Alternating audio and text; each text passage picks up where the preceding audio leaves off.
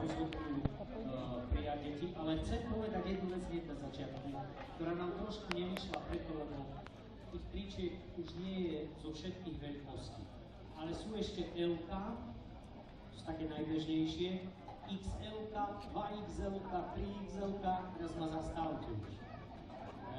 No, aby som nepovedal, že 5XL-ka, ťažko povedať, ale tí silnejší si môžu zobrať číslo väčšie a tým takým tenším nechajte. Matúš za mne dnes kofolou. Matúš. S-ka a M-ka, to ma trošku mrzí, ale na druhej strane, keď by ste to zakúpili, hoci trošku väčšie, prispiejete do toho vec.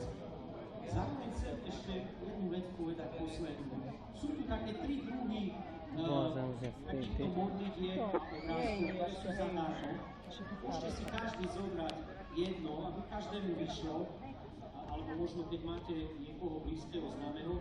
Je tu modlitba rodičov, modlitba mladých za počaté dieťa, ešte nenarodené.